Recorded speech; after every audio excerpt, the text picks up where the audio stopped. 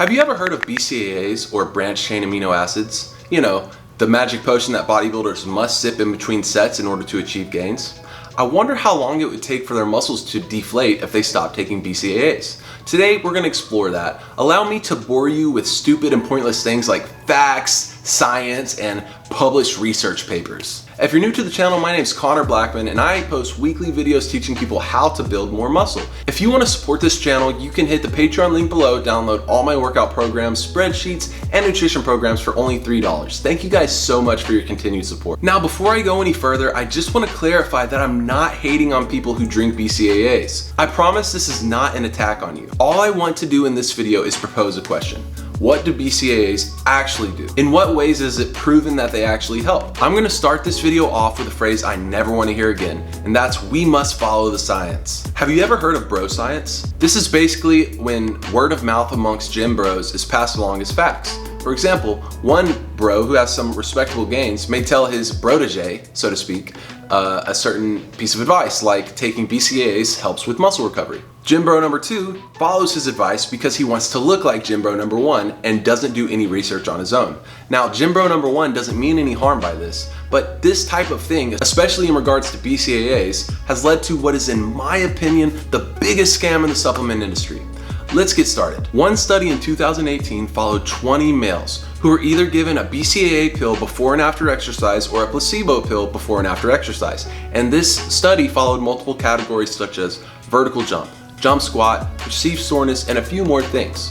The only differences they found between the two groups was the perceived soreness. That's a highly subjective area, and we're gonna talk about that in a minute. But the study also mentions that if their diet was supplemented with 1.2 grams per kilogram of protein, these effects would likely be mitigated, meaning that the BCAA pill would have been, well, useless. Another study in 2011 followed 9 males who were blindly given a beverage. Some were a placebo beverage and the others were BCAA beverages. This study was following their aerobic performance and the study did not notice a difference. However, the rate of perceived exertion was lower in the BCAA group. Rate of perceived exertion is known as the RPE scale. In my opinion, RPEs should not be considered in a research study because that's a subjective claim, but we're going to talk about that in a minute. A review of the literature done in 2017 concluded that the claim that BCAAs can aid in muscle protein synthesis or create an anabolic response in humans is unwarranted. So from this, the only claims that BCAAs help are pretty subjective. From the first study I mentioned, the only difference we see between the two groups is perceived soreness. That's like asking two guys on a scale of 1 to 10 how sore they are. The first one may say 7, the second one may say 8. You can see how subjective that is, right? How I perceive my soreness may be different from how you perceive your soreness. So I don't think this is conclusive at all. Additionally, there's evidence that supports the idea that genetics may play a role in muscle soreness. So two people of equal athletic ability may not have the same soreness rate after workouts. Drawing your conclusion from how sore someone is after a workout is not a good conclusion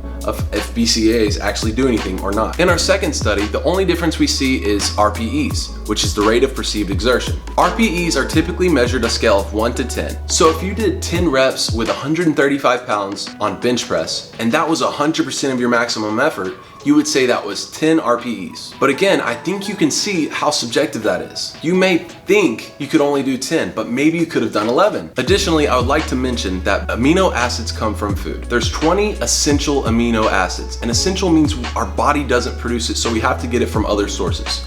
If you're eating a diet that has a high variety of protein, you should be getting BCAAs naturally in your diet. So why would you need to take a BCAA supplement? Always keep in mind who you're taking advice from. If you're getting your advice from the homie at GNC, keep in mind he's trying to sell you something. Or maybe one of your friends has a 20% off discount, so he's encouraging you to use his discount code to buy BCAAs. If someone has something to gain from you purchasing this product, their opinion may be biased. Additionally, some of the best athletes in the world are sponsored by these BCAA companies. If you want to look like someone, you're probably going to buy what they're telling you to buy, right? In conclusion, when we look at the research, there's no statistical evidence that proves that BCAAs do anything to benefit you. And in my personal experience, after I take BCAAs, I'm always going to the bathroom, which makes me feel like I'm just exerting what I'm putting in my body, meaning my body doesn't actually want it or need it. But if your bro told you to take BCAAs, he can't be wrong, right? There's just no way. So what do you think?